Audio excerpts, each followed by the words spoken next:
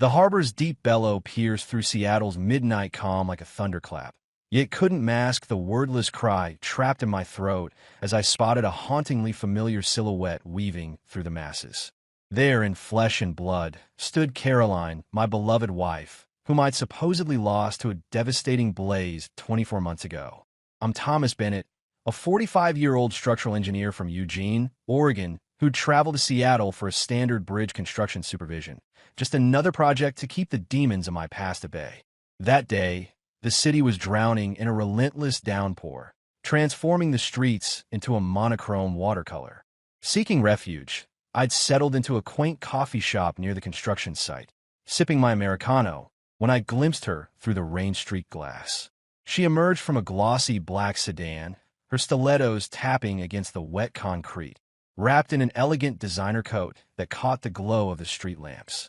The Caroline I remembered wore well-loved denim and radiated warmth, not this sophisticated stranger with perfect makeup who giggled while holding onto some man's arm. The coffee cup quivered in my grasp, scalding my fingers, but the pain seemed distant. 2 years of grieving, of rebuilding a life for our children, Emma and Lucas, crumbled in seconds. This wasn't some apparition born from my grief. This was real, and the revelation struck me with devastating force. My entire reality had been built on deception. Before we continue this serpentine narrative, I'd like to take a brief intermission. I'm curious about where you're tuning in from today. Feel free to share your location in the comments section below. And if you're already invested in this story, don't forget to subscribe to catch what happens next. I pushed back from my table, the metallic screech lost amid the cafe's ambient noise, and ventured into the rain. My jacket quickly soaked through as I navigated the crowd, my heartbeat thundering in my head. She was mere steps away, her back turned, still arm in arm with that stranger. I called out her name, Caroline. She stopped dead, her body tensing, before turning with agonizing slowness. Our eyes locked, hers filled with unmistakable shock, her complexion ashen. For a fleeting moment, I recognized the woman I'd cherished, the one buried in my memories. But then her expression hardened, and she regarded me with calculated unfamiliarity. The man beside her, tall and immaculately dressed, looked concerned, glancing between us. He began to speak, but Caroline interrupted, her tone glacial and precise. "You must be mistaking me for someone else." My fists tightened involuntarily, raindrops cascading from my hair into my eyes. The wrong person? After 18 years of shared life, raising 2 children together, and enduring a funeral that had left me emotionally devastated, she thought 4 simple words could erase our entire history. The well-dressed man's frown intensified, his grip visibly tightening on her arm, but his identity meant nothing to me. Not at this moment. I moved closer, keeping my voice controlled and unwavering. "I'm not creating a disturbance, Caroline, but this conversation isn't over." Her eyes darted anxiously, searching the surroundings for an escape route, before she tugged urgently at the man's sleeve, pulling him away into the sea of pedestrians. I remained rooted to the spot, watching puddles form around my feet as she disappeared once again. This time, however, I was determined not to let her fade into obscurity without providing the explanations I deserved. Back in my Seattle hotel room, raindrops drummed an agitated pattern against the window pane, echoing the turmoil churning inside my mind. I couldn't dispel the image of Caroline, her cold dismissal cutting more deeply than the years of grief I'd endured. Sleep remained elusive. My untouched suitcase occupied the corner, while my laptop cast a harsh glow from the desk, promising answers I wasn't certain I was prepared to face. 18 years of marriage flickered through my consciousness, a slideshow of memories I desperately clung to like lifelines. Caroline had once been my foundation, or so I believed. Our paths had crossed at a Portland hardware store, with me struggling over blueprints while she offered a timid smile above a stack of financial documents. She'd been a junior accountant then, fastidious with figures, always ensuring our household budget balanced precisely. I'd fallen for her quiet resilience, the way she'd sing off-pitch while preparing our family meals. Now, those cherished memories felt as fragile as a house of cards, trembling beneath the weight of her deception. I approached the laptop, my fingers hovering uncertainly above the keyboard. Our shared bank account, maintained out of habit after the fire, displayed on the screen. I neglected checking it for months, focused on supporting Emma and Lucas. As the page loaded, my breath hitched. Recent transactions illuminated the screen, each one more impossible than the last. A first-class ticket to San Diego from 3 weeks ago. A luxury hotel stay in Seattle charged the previous month. High-end shopping sprees, expensive dinner bills for two, accumulating thousands. My hands trembled as I scrolled through the entries. This wasn't mere survival money. This was an extravagant lifestyle, maintained while I struggled on my engineer's salary and the insurance settlement. That settlement, $1 million, transferred after the fire that supposedly claimed her.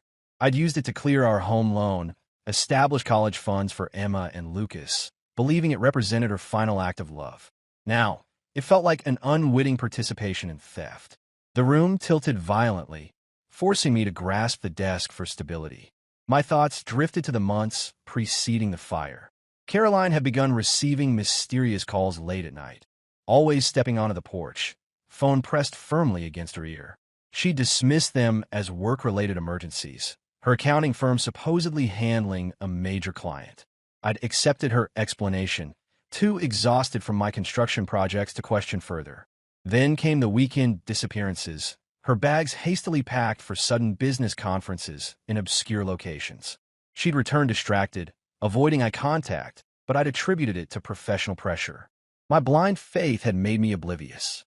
The signs were clear now, the warning signals I'd overlooked. The fire hadn't been coincidental. She'd orchestrated her departure, leaving me to mourn a fabricated tragedy while she embarked on her new existence. I thought of Emma, our 15-year-old, whose razor-sharp intelligence masked the deep wound of losing her mother. She'd immersed herself in academics, desperate to prove her resilience. Lucas, barely 12, had grown increasingly withdrawn, his desk overflowing with architectural drawings, a silent homage to the family he believed we'd been. They'd wept uncontrollably at her memorial service, clutching me as I stumbled through heartfelt tributes. How could I reveal that their mother hadn't perished, that her love hadn't been strong enough to keep her with us? My chest constricted with a mixture of fury and fear. These bank transactions weren't coincidental. They formed a pattern she hadn't bothered concealing. Perhaps she assumed I'd never investigate, content to play the role of the bereaved husband indefinitely. Or maybe she simply didn't care anymore. I retrieved my phone, opening a photograph from the previous summer. Caroline, Emma, and Lucas at the Oregon coastline, their hair windswept as they shared laughter over their sandcastle creation. I'd captured the moment, my voice strained from competing with the crashing waves. That woman had vanished, replaced by today's unfamiliar figure. The suited man beside her haunted my thoughts.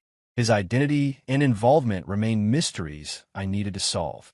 Hunches wouldn't suffice. I needed concrete evidence to expose her deception. The laptop screen flickered as I searched for Serena Voss, a private investigator recommended by a colleague. My finger wavered over the call button. This wasn't the conclusion. Caroline had initiated this deception, but I would uncover the truth.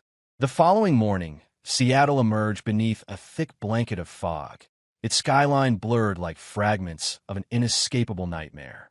I found myself seated across from Serena Voss in her modest office, housed within a compact brick structure nestled in a secluded section of Capitol Hill.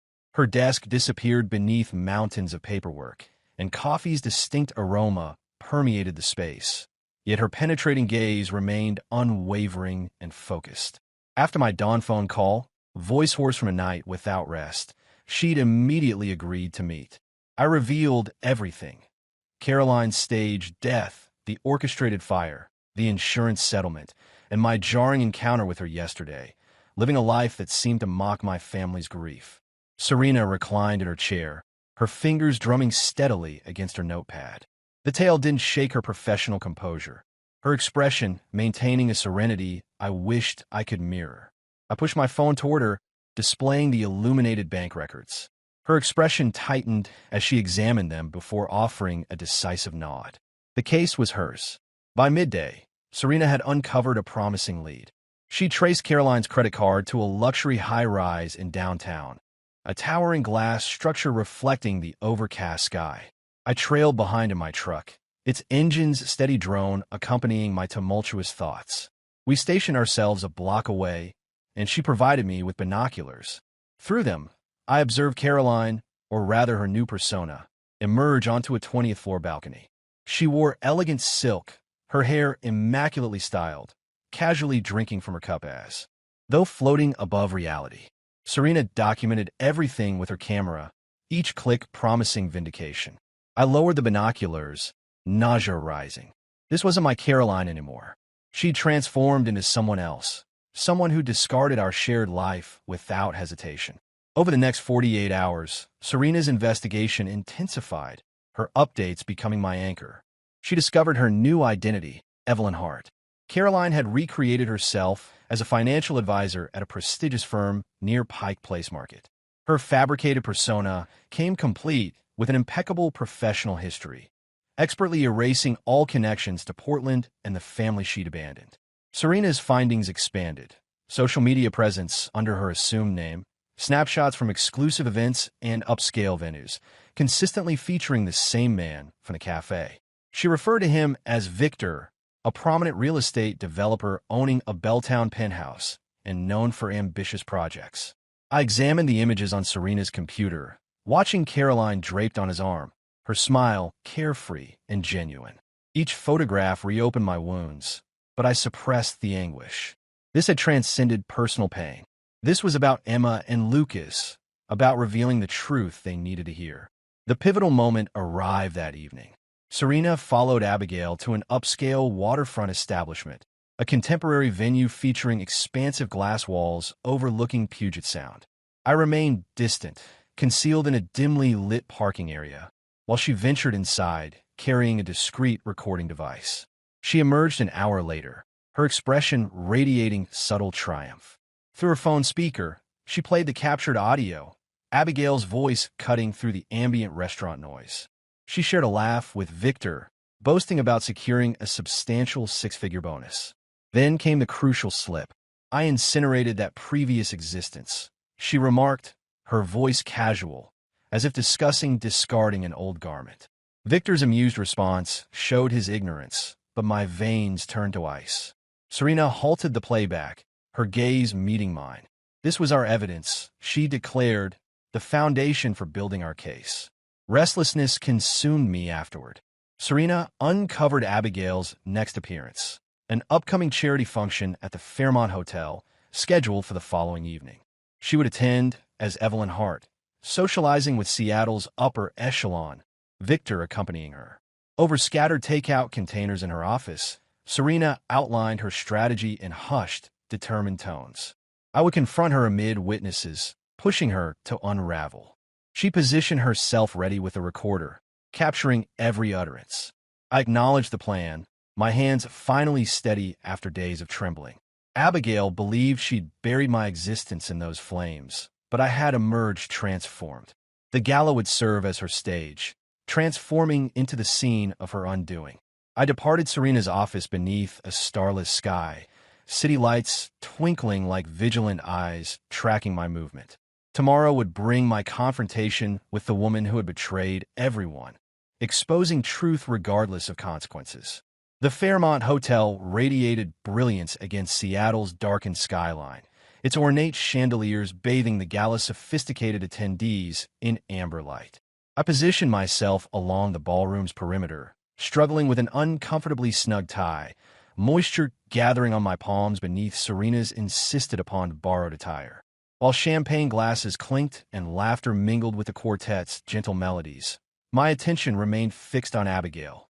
She navigated the space as Evelyn Hart, her emerald gown commanding attention, delicately holding Victor's arm.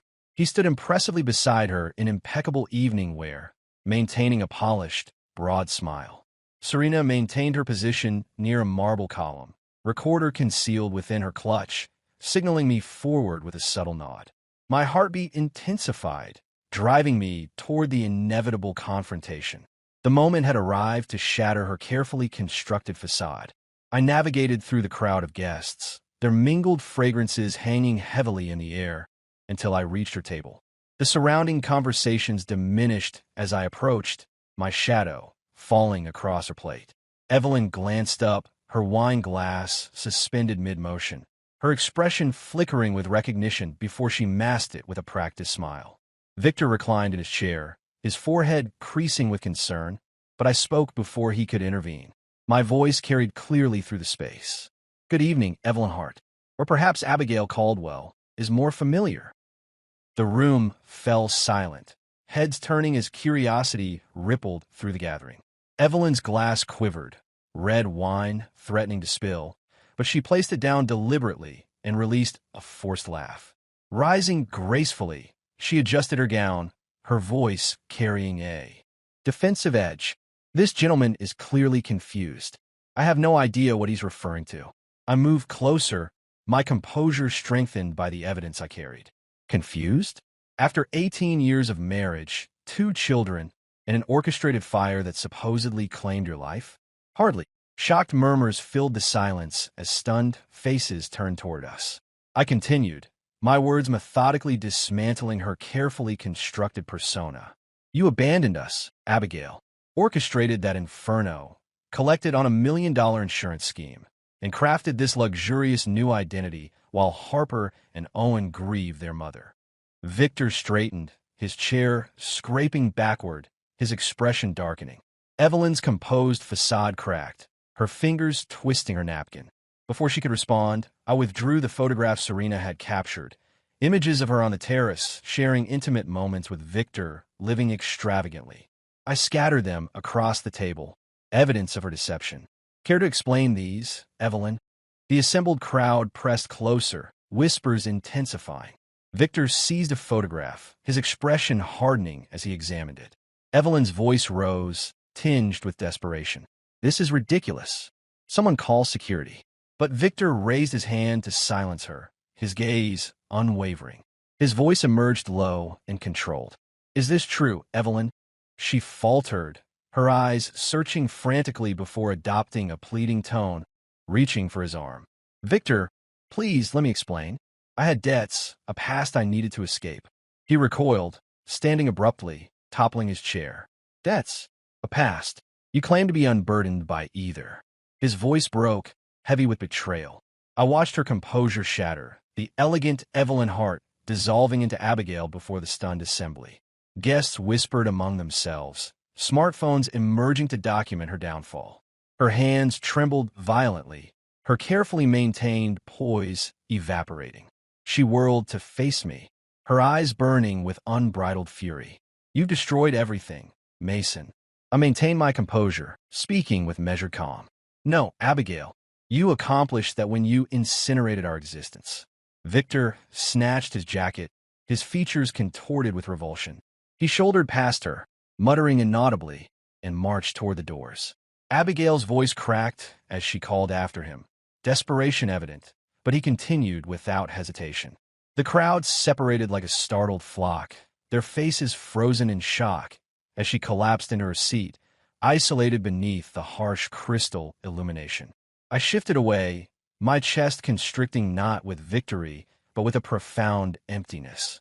Across the room, Serena caught my attention, her subtle nod confirming the successful recording. Abigail's carefully constructed facade of deception had finally crumbled, revealing its true nature. I departed, the gala's ambient sounds diminishing behind me as the crisp evening air struck my face with sobering intensity. She performed her role masterfully, but reality had finally caught up. I'd initiated the process of justice for Harper and Owen, yet the aftermath weighed heavily, an inescapable burden.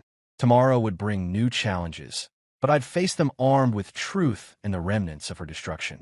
The journey back to Portland seemed interminable, the interstate stretching endlessly under an overcast sky. Seattle receded behind me, the memory of Abigail's unraveling still vivid, but the impending consequences loomed larger. Serena's recording rested in my jacket, a tiny device containing the admission that would terminate this ordeal. I reached Portland as dawn broke, the city stirring sluggishly under gray skies, and proceeded directly to my attorney's office. Daniel Reese, lean and stern-faced, listened intently as the recording played, Abigail's voice casually confessing to destroying our former life. His pen moved steadily across his notepad, his affirmative gesture confirming my hopes. This evidence would prove devastating. I surrendered the photographs, financial records, everything Serena had uncovered.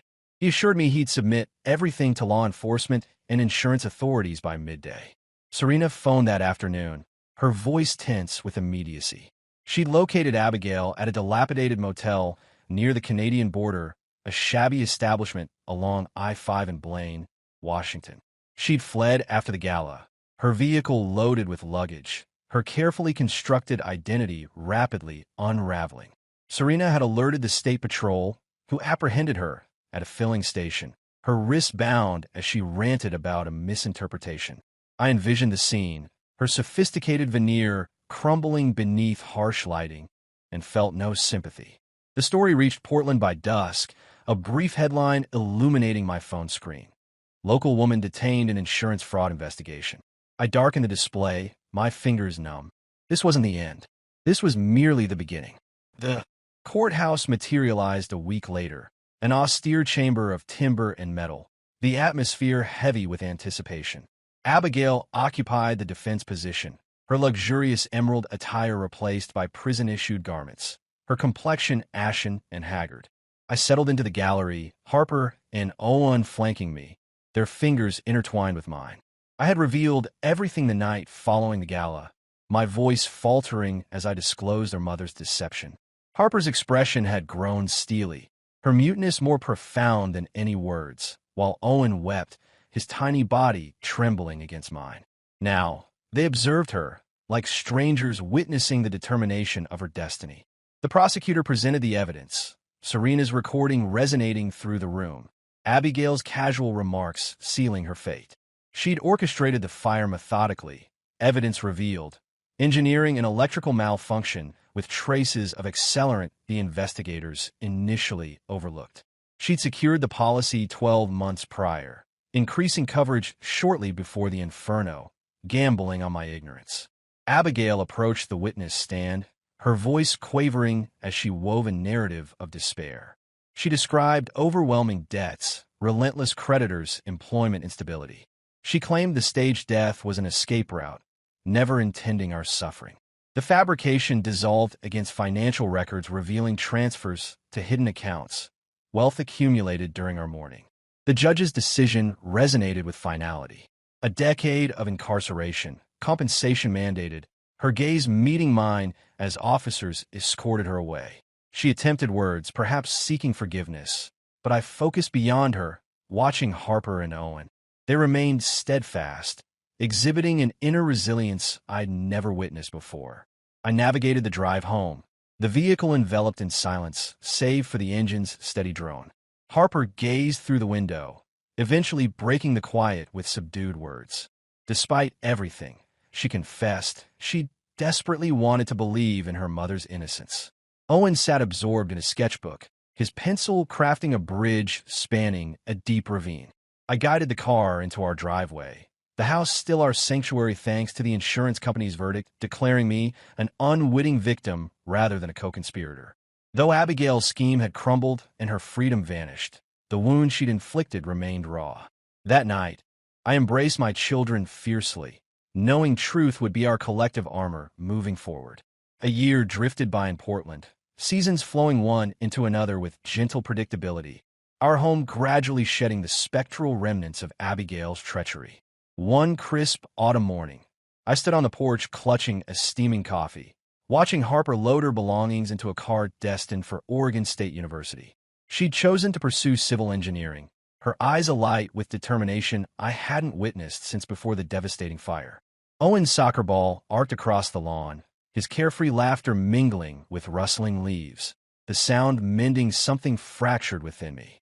Months earlier, the insurance investigators had cleared my name, allowing us to retain the settlement that eliminated our debts and secured my children's educational futures. We'd methodically reconstructed not just our dwelling, but our entire existence, one careful piece at a time. That afternoon's mail delivered an unexpected item, a plain envelope from Coffee Creek Women's Prison. Inside, Abigail's slanted handwriting filled a single page with cramped lines. She wrote of newfound remorse, claiming her cell's solitude had forced her to confront the devastation she'd caused. She lamented her losses, freedom, fresh start, and the family she'd once cherished. Standing by the kitchen counter, I read her words, the paper quivering slightly, yet my heart remained unmoved. Harper, at the sink, spoke firmly. She wanted nothing to do with the letter, now or perhaps ever. Owen peered from the hallway, sketchbook tucked under his arm, silently concurring. I folded the letter, relegated it to a drawer, leaving it unanswered. Her words couldn't restore what she'd destroyed. Owen discovered his path to healing by joining a school support group for children with incarcerated parents. One afternoon, he came home clutching a flyer, his face glowing with quiet pride, sharing how he'd spoken about resilience at a meeting. His artistic focus had evolved, the bridges in his sketches giving way to homes, solid and welcoming, reflecting his yearning for stability. Harper called from university that evening, her voice slightly distorted through the connection, excitedly sharing news about excelling in her bridge design assignment. She spoke of transforming our hardships into determination, a silent promise to overcome. I listened intently, my heart swelling with pride, knowing they'd shouldered the burden of their mother's decisions and found their way toward light. I resumed my construction work, returning to job sites where my hands once again shaped steel and concrete into enduring structures. While the bridges I constructed spanned physical gaps, the most significant connections I rebuilt were with Harper and Owen. Our bond strengthened through adversity. Abigail's decade-long sentence stretched before her, a fitting consequence for her actions, her prison letter remaining forever unanswered. We'd emerge from her shadow more resilient, our family redefined by honesty.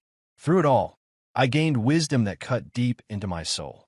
Truth, despite its sharp edges, liberates us from constraining lies. While trust is essential, blind faith can leave you shattered.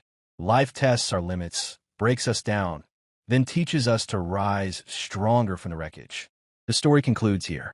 I hope this ending resonates with you, perhaps even catches you by surprise. Share your thoughts below. If this narrative touched you, please like and subscribe for future stories.